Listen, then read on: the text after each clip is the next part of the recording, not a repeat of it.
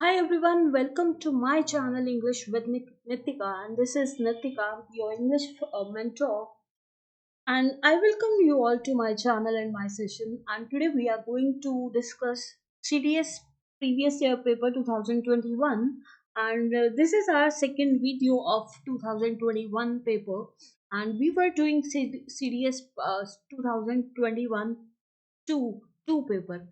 So in our previous session, we have covered around 30 questions, and in today's session, we are going to continue our next 20 questions. And today, let's see the questions, what kind of questions we are getting in this paper. And I have tried to explain in my previous session as well, and I hope you all have learned a lot from my previous session. And if you have any doubts, any comments, you can write in comment section. And there is one more request from you all, that do like my session, do share my session, and do comment on my session, and to subscribe my channel, and just share it with your friends in your circle, in your groups, in your Telegram groups, and in your WhatsApp groups, to share and subscribe my channel. So guys, let's start with our today's session, and we are going to discuss previous paper part 2। चलिए देखते हैं आज के questions आपको क्या क्या दिखने जा रहे हैं। तो पहला क्वेश्चन आपको दिखेगा, एज वी ऑल नो 10 की सीरीज चलती है यूजुअली सीडीएस के पेपर्स में। 10 क्वेश्चंस मोस्ट प्रॉब्ली आपको आते ही हैं, तो फिल इन द ब्लैंक्स में जो 10 क्वेश्चंस हैं आज देखते हैं। तो our first question is honesty is dash on his face. देखिए इज यूज किया गया है, पहला हिंट मुझे इस से मिला, तो इसके साथ या तो वर्ब की फर्स्ट फॉर्म आएगी प्लस आईएनजी आ जाएगा, या फिर इसके साथ वर्ब की थर्ड फॉर्म आ जाएगी। सिंपल सी बात है। रॉट नहीं आएगा क्योंकि ये वर्ब की सेकंड फॉर्म है। राइट्स नहीं आता है क्योंकि सिंपल प्रेजेंट में कभी भी हेल्पिंग वर्ब यूज नहीं किया जाता है। सिंपल प्रेजेंट का मैं यहाँ पे फॉर्मेटिंग लिख रही हूँ जिससे आपको ये याद रहेगा कि क्या फॉर्मेटिंग रहती है। सिंपल सी बात है, सब्जेक्ट के साथ वर्ब की फर्स्ट फॉर्म लगती है और ऑब्जेक्ट लगता है, यानी कि इसमें इज एम आर की फॉर्मेशन जो है ऑक्सिलरी वर्ब यूज नहीं किए जाते। तो दैट मीन्स ये वाला और ये वाला मैंने एलिमिनेट कर दिया। अब या तो 3 आएगा या आईएनजी वाली फॉर्मेटिंग आएगी। अगर मैं एक्टिव वॉइस की बात करती हूँ कि लिख रहा है, ठीक है, तो ऑनेस्टी क्या लिखने वाली चीज है? थोड़ा सा हम समझ के देखें, पढ़ के देखें, क्या ऑनेस्टी कोई किसी के ऊपर लिख सकता है? नहीं लिख सकता ना मैं अपने चेहरे पे लिख सकती हूँ, ना आप लिख सकते हैं। तो एक्टिव तो नहीं है, ये एक्टिव नहीं है, दैट मीन्स ये इसके साथ वर्ब की फर्स्ट फॉर्म भी नहीं आएगी। ये पैसिव वॉइस की स्टेटमेंट चल रही है जिसका सिंपल मतलब होता है इसके साथ वर्ब की थर्ड फॉर्म आनी चाहिए, इज रिटन। यानी कि वो एक फ्रेज की तरह ये बात बोल रहा है, भाई वो कितना ऑनेस्ट इंसान है, देखो उसके चेहरे से नजर आ रहा है। Honesty is written on his face. तो ये third one, sorry second one is the correct answer of this question.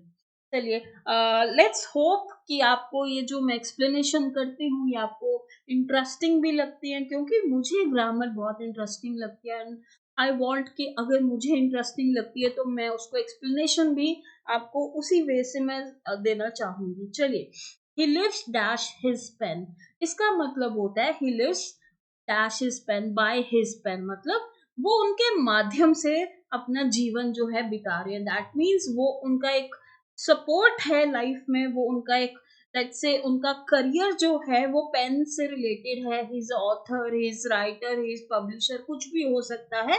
तो उनके जो मीन्स है पैसे कमाने के वो यही है, माध्यम यही है। So he lives by his pen, इसका सिंपल सा अगेन फ्रेज की तरह उसने ये यूज किया है। Next question, much water has run dash the bridge since then. Bridge word use किया गया, तो कीवर्ड स्कैन करूंगी मैं ब्रिज। ब्रिज का सिंपल मतलब होता है कोई चीज किसी के नीचे से पास कर रही है। तो जब पास करने की बात होती है ना, तो हमेशा अंडर यूज होता है। अब हमने बाकी कुछ और क्यों नहीं लगाया। अंडर का मतलब होता है लेट्स से एक ब्रिज है, ये ब्रिज है, ब्रिज के नीचे से जो है पानी पास कर रहा है। तो जब कोई पानी पास कर रहा है और ब्रिज जो है वो स्टेबल है, पास कर रहा है, ये हमारा जो है ये मोड चलने वाला हो गया, और ये जो है स्टैटिक मोड हो गया। एक चीज चलने वाली होती है और एक चीज रुकने वाली होती है, तो उसमें हम क्या यूज करते हैं, उसमें उस केस में हम अंडर यूज करते हैं। तो वैसे भी under the bridge since then, this is the correct answer. Next question देखते हैं, the gun dash with a loud noise. इसमें इसने यूज किया है फ्रेजल वर्ब। आपको फिल इन द ब्लैंक्स में जनरली ग्रामर में फ्रेजल वर्ब्स बहुत ज्यादा दिखते हैं, क्योंकि फ्रेजल वर्ब एक इम्पॉर्टेंट पार्ट है इंग्लिश का, और धीरे धीरे आप समझ सकते हैं, समझेंगे कि कैसे इनको आइडेंटिफाई करना है। देखिए, the gun dash with loud noise, मतलब चलने की बात हो रही है, एकदम से जैसे गन चली और बिल्कुल तेज आवाज से वो चली, तो उसको चलने को क्या कहते हैं, वेंट ऑफ कहते हैं। This is a phrasal verb जिसका मतलब होता है चलना। तो एकदम से बर्स्ट हुआ है, नॉइजली कोई चीज लाउडली बर्स्ट हुआ है, तो यहाँ पे आंसर आपका आना चाहिए वेंट ऑफ। ठीक है, इसका मतलब ही यही है phrasal verb. They fought dash the last man in the army. Fill in the blanks में अगर मैं बात करूँ ना, कि दिखने में तो बहुत सिंपल लग रहे हैं, ऑन आना चाहिए, फ्रॉम आना चाहिए, विद आना चाहिए, टू आना चाहिए, लेकिन इस इनका डेप्थ में मीनिंग होता है। इनको हमेशा ये फ्रेजेस में ये बात करते हैं, कहते हैं ना, डायरेक्ट बात नहीं करते। आप न्यूज़पेपर्स को भी रीड करते हैं ना, तो न्यूज़पेपर में डायरेक्ट लैंग्वेज कभी भी यूज नहीं किया जाता, उसमें ज्यादातर फ्रेजेस, फ्रेजल वर्ब, इडियम्स को यूज किया जाता है। इससे बेटर होता है कि हम अपने ये जो वोकैबुलरी सेक्शन है इसको स्ट्रॉन्ग करें। आपको आने वाली मेरी वीडियोस में वोकैबुलरी जो है बहुत सारी दिखने वाली है, क्योंकि मैं वोकैबुलरी को बेस बनाकर चलती हूँ हमेशा इंग्लिश सेक्शन में। तो they fought to the last man in the army, इसमें टू क्यों आया है, रीजन है। टू द लास्ट मैन का मतलब होता है fought to the last man, यानी आखिर तक वो लड़ाई करें। यानी लेट्स से एक आर्मी में 100 लोग हैं या 500 लोग थे सामने वाली एनिमी टीम में, तो उसने उनकी आर्मी ने सामने वाली ओपोनेंट आर्मी के जब तक आखिर इंसान नहीं मर गया तब तक उसने फाइटिंग करी, तब तक उसने युद्ध करा। तो यहाँ पे इसीलिए टू लगाया, अगेन ये फ्रेज की तरह उसने बात की है, they fought to the last man in the army. अब हमें कंफ्यूजन हो सकता है यहाँ पे, 100% कंफ्यूजन होगा विद, कि आखिरी मैन से युद्ध करा, से युद्ध करा चेंज हो गया मीनिंग, तक युद्ध करा, जब तक आखिरी इंसान की डेथ नहीं हो जाती, किलिंग नहीं हो जाती, तब तक उसने जो है यहाँ पे युद्ध करा। तो फाइट टू का मतलब, ये एक फ्रेज होता है जिसका मतलब ये होता है up to the end point. ठीक है, टू टिल द एंड, या ऐसे कह सकते हो द एंड पर्सन। नेक्स्ट है, keep him dash arms length. यहाँ पे अगेन इसने फ्रेज यूज किया है, देखो सारे फ्रेजेस हैं फिल इन दी ब्लैंक्स में। ठीक है, keep him at arms length, यहाँ पे एट क्यों आया, क्योंकि कीप एट का मतलब होता है किसी को दूरी पर रखना। यानी कि कोई लेट्स से कोई हमारे सर्कल में ग्रुप में 5 लोग हैं, है ना, 5 फ्रेंड्स हैं, तो हमारे पेरेंट्स ने बोला भाई जो ये वाला थर्ड इंसान है ना, तुम उसको उससे दूरी बना के रखा करो, बहुत ज्यादा तुम उससे क्लोज रिलेशंस को मत रखो। तो उसे कहते हैं, उसको फ्रेज की तरह जब यूज किया जाता है उसे कहते हैं दूरी बनाकर रखना। So keep him at arms length is the correct answer. ठीक है, नेक्स्ट क्वेश्चन देते हैं, he succeeded dash on himself by himself in the long run, on the long run, he succeeded in the long run, इसका मतलब ये again phrase है, he succeeded in the long run, मतलब कि आखिर तक वो उसकी जीत हुई है, लॉन्ग रन में जीता है, यानी वो सक्सेसफुल हुआ है। लेट्स से उसने कोई प्रोजेक्ट शुरू किया, ठीक है, कुछ लोग काम करते हैं लेकिन बहुत ज्यादा देर तक काम नहीं कर पाते, कोई सा भी प्रोजेक्ट है, कोई कंपनी चलाना, कोई स्टार्टअप जो है स्टार्ट करना, लेकिन समटाइम्स पीपल जो हैं वो सक्सेसफुली नहीं उसको हैंडल कर पाते, कहीं ना कहीं कोई स्ट्रगल्स हैं या फिर लॉसेस चल रहे हैं या कुछ और प्रॉब्लम्स चल रही हैं, एक्स वाई जेड। लेकिन अगर किसी ने सक्सेसफुली किसी काम को कर लिया है, दैट मीन्स उसको ये कहा जाता है he succeeded in the long run, मतलब कि लंबे समय का घोड़ा है ये। तो यहाँ पे सी जो है आपका आंसर होना चाहिए। Next, have you ever tried dash a coconut tree. देखिए यहाँ पे जब एवर वर्ड यूज किया गया है तो यहाँ पे एवर का रूल होता है कभी भी टू जो है नहीं आना चाहिए, ये टू नहीं आना चाहिए, ये तो खैर सेंस भी नहीं बन रही। अगर आप रीड करेंगे ना केवल या तो इसमें कंफ्यूजन होगा या इसमें कंफ्यूजन होगा। अब एवर के साथ टू तो लगता ही नहीं है तो ये ऑटोमेटिकली एलिमिनेट हो गया बी वाला, तो यहाँ पे आंसर हो गया have you ever tried climbing. वैसे भी ये क्वेश्चन फॉर्मेट है, क्वेश्चन में जनरली वो डायरेक्ट यहाँ पे ये आईएनजी की फॉर्मेट यूज कर सकता है, उसमें कोई इशू नहीं है। Next, he is a man dash means, he is a man above means, ये अगेन एक फ्रेज की तरह यूज किया गया, यानी कि on top of something, higher something या सक्सीडेड पर्सन है, यानी कि बहुत एक उच्च विचारों वाला इंसान है, या फिर हमेशा टॉप पे रहता है, अपनी चीजों को प्रायोरिटी देता है, किसी चीज से ऊपर है, तो उसे कहते हैं above means. He is a man above means. चलिए नेक्स्ट देख लेते हैं। He dislikes dash punish his friends. He dislikes having to punish.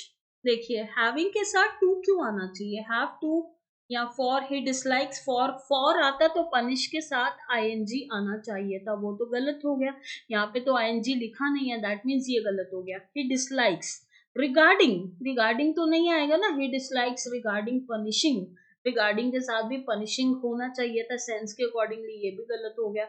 He dislikes having to, having के साथ टू आना इंपॉर्टेंट है, हो सकता है किसी और तरीके से आपको क्वेश्चन दे दिया जाए, वहां पे टू ना लगाया जाए। लेट्स से एरर पोर्शन में आपको क्वेश्चन आता है तो यहाँ पे उसने हैविंग यूज किया और टू नहीं यूज किया, वहां पे आपको ध्यान रखना है किस चीज के लिए उसने पनिश, किस चीज के लिए वो उसको नफरत करता है, तो वहां पे ये डायरेक्शन लगाना जरूरी है। That means having two is the correct answer. अब हैव टू क्यों नहीं आया, ही डिसलाइक्स हैव टू पनिश, ये सेंस भी नहीं बन रही। हैविंग यानी कि किस काम को करने के लिए वो नफरत करता है, तो कंटिन्यूअस फॉर्मेट होनी मस्ट थी, करने के लिए वो नफरत करता है, तो B is the correct answer of this question. चलिए, तो ये थे आपके 10 question of fill in the blanks, जिसमें जनरली आपको फ्रेजल वर्ब्स ज्यादा आते हैं और जितनी ग्रामर पोर्शन है वो आते हैं, टेंसेस बहुत आते हैं, इसमें कंजंक्शंस बहुत आते हैं। ये पार्ट ऑफ स्पीच जो है आजकल बहुत इंपॉर्टेंट है, क्योंकि हम ग्रामर तो पढ़ते हैं लेकिन क्या हमें उसकी क्लैरिटी है कि कौन सा वर्ड कौन से पार्ट ऑफ स्पीच से बिलोंग करता है, तो इसीलिए इन्होंने ग्रामर के पार्ट में आपके पेपर में पार्ट ऑफ स्पीच क्वेश्चंस को ऐड किया है।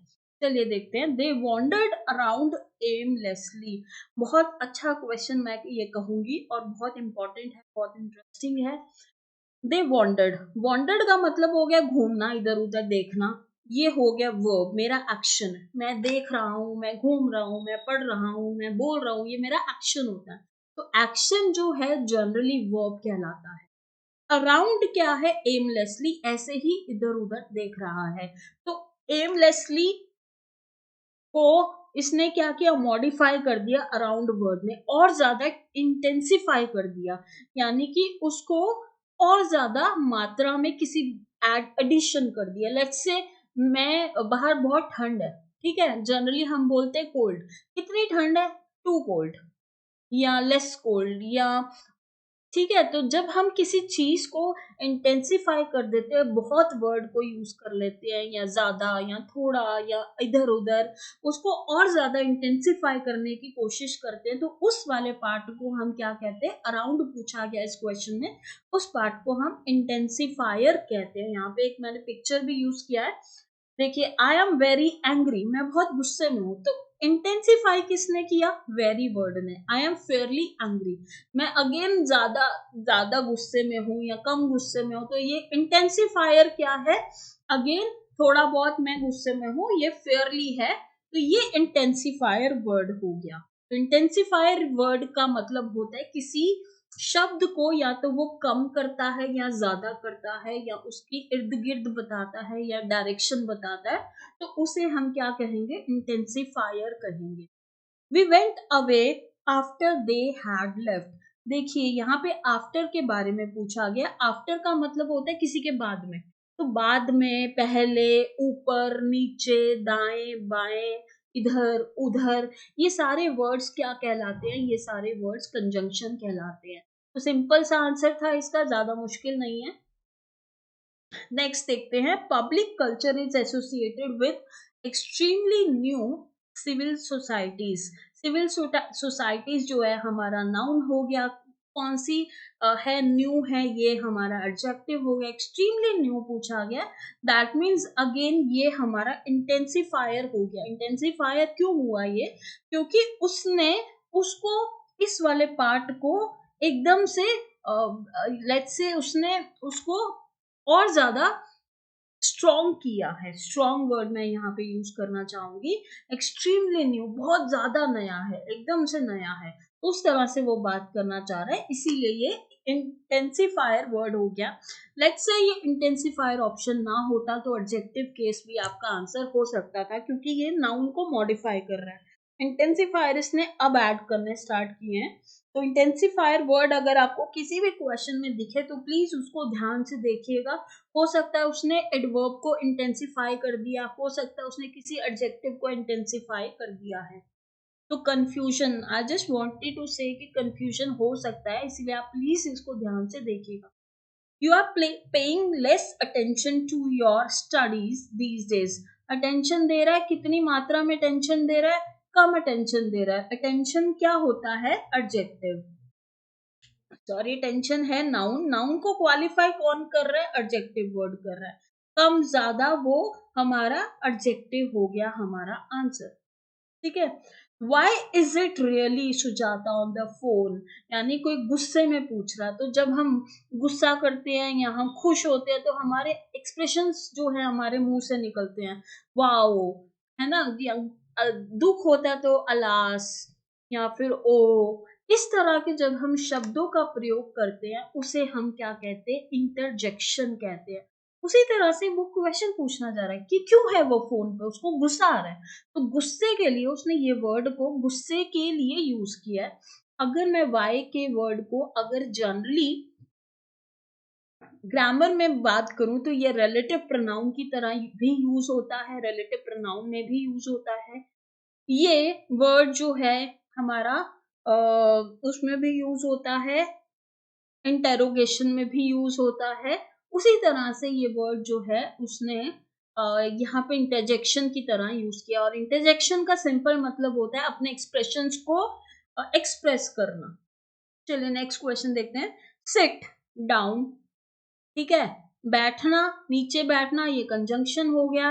Rest a while, you missing है बेसिकली। अगर मैं यू को यूज करती हूँ तो एक सेंटेंस बन जाता है, you sit down and rest a while. अगर किसी क्वेश्चन में लेट्स से यू मिसिंग है तो वहां पे ध्यान से देखिएगा, उसमें मतलब हो सकता है कि वो एक कमांड की तरह बात बोली गई है। Sit down and rest a while, कुछ देर के लिए आराम कर लो। तो यहाँ पे आपको ध्यान से समझना है। आप क्वेश्चन का आंसर देखिए, क्या आंसर हो सकता है। गिव टेक सम टाइम, देखते हैं आपका क्या आंसर आ रहा है।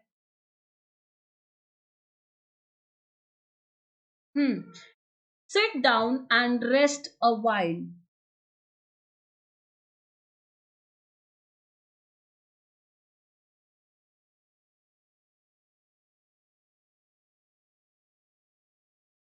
देखिए ये जो है ये वर्ब की तरह उसने यूज किया। थोड़ी देर के लिए बैठने की बात हो रही है तो ये नाउन है।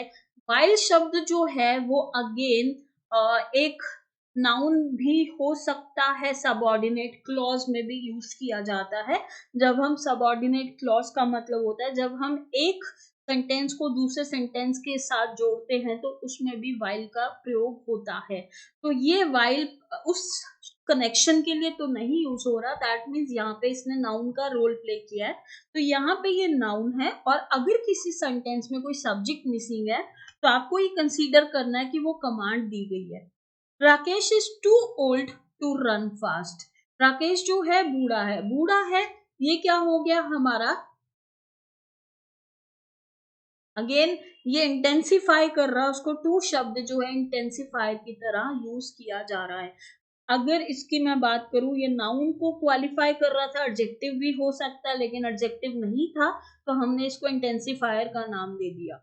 Next question 98, for the next generation of interior architects and design graduates, work opportunities are intense. Interior architects noun है, डिजाइन ग्रेजुएट्स नाउन है, वर्क अपॉर्चुनिटीज नाउन है, तो ये सारे वर्ड जो है नाउन ही है। Life is a solo fight, fight है, कैसी फाइट है भाई, ये सोलो फाइट है। तो फाइट वर्ड क्या हो गया, फाइट वर्ड हो गया हमारा वर्ब, और इसको क्वालिफाई कौन कर रहा है, हमारा एडवर्ब कर रहा है। लेकिन इसने फाइट वर्ड जो है, यहाँ पे थोड़ा सा ध्यान से देखेंगे, इसने fight word as a noun use किया है, एज ए वर्ब यूज नहीं किया। फाइटिंग अगर मैं लड़ रहा हूं या वो लड़ रहा है या यहाँ पर लड़ाई हो रही है, अगर हम उसको वर्ब की तरह यूज करते हैं तो उसको क्वालिफाई कौन करेगा, एक एडवर्ब करेगा। लेकिन इस वाले सेंटेंस में उसने एडवर्ब वर्ब की तरह उसको यूज नहीं किया है। Life is a dash fight, तो दैट मीन्स यहाँ पे मेन वर्ब मिसिंग है, तो यहाँ पे इसने इस को ही मेन वर्ब का रोल प्ले करने को कहा है। तो फाइट है, कौन सी फाइट होगी, ये नाउन हो गया। किस तरह की फाइट होगी, सोलो फाइट होगी, यानी कि इसको कौन क्वालिफाई करता है, इसको हमेशा एक एडजेक्टिव क्वालिफाई करता है। तो this is the correct answer, and each person make his और हर ओन जर्नी। तो बेसिकली इस क्वेश्चन की अगर हम बात करें बच्चों, तो इसमें उसने जीवन का एक ज्ञान डाला है कि जीवन जो है हर एक का अपना अपना फाइट है, हर एक की अपनी जर्नी है। हर एक इंसान अपनी जर्नी खुद लिखता है, खुद बनाता है, खुशी गम हो या सक्सेसफुल है या करियर है या क्या भी, जो भी कहते हैं ना, हाथों की लकीर है, वो खुद बनाता है और कोई नहीं है। मैं किसी के लिए रिस्पॉन्सिबल नहीं हूँ, आप किसी और के लिए रिस्पॉन्सिबल नहीं है, आप सिर्फ और सिर्फ अपनी जर्नी के लिए रिस्पॉन्सिबल है। तो इसमें गुड़ ज्ञान था, तो क्यों ना आपके साथ शेयर किया जाए। तो this is the correct answer, adjective. ठीक है, यहाँ पे नाउन जो है हमारा करेक्ट आंसर था। तो 100th क्वेश्चन, यानी कि हमने कर लिए हैं 50 क्वेश्चंस कवर, 30 प्रीवियस सेशन में और 20 इस सेशन में। द कैट लव्स कंफर्ट, देखिए द जो है बेसिकली एक आर्टिकल है। ठीक है, इतना तो हम सबको पता है, ए भी आर्टिकल होता है, एन भी आर्टिकल है, द भी आर्टिकल है, ये आर्टिकल भी कहलाते हैं, ये डिटर्मिनर भी कहला सकता है। ठीक है, तो यहाँ पे द कैट लव्स कंफर्ट की बात हो रही है, तो उसने उसके अंदर अगेन थोड़ा डेप्थ में जाने की बात हो रही है कि भाई इनडेफिनेट आर्टिकल है या डेफिनेट आर्टिकल है। तो ये जो ऊपर वाले दो हैं, ये तो इनडेफिनेट आर्टिकल कहलाते हैं। इनडेफिनेट का मतलब होता है इनका कुछ वो नहीं है, धीन धर्म नहीं है, ये कभी भी कहीं पे भी यूज हो जाते हैं। डेफिनेट मतलब आप पर्टिकुलरली अगर किसी चीज को मेंशन करना चाहते हो, जैसे मैंने प्रीवियस सेशन में, कल के सेशन में बात की थी कि शॉल है, कौन सा वाला शॉल है, पश्मीना शॉल है। शॉल है, कौन सा शॉल है, कश्मीरी शॉल है।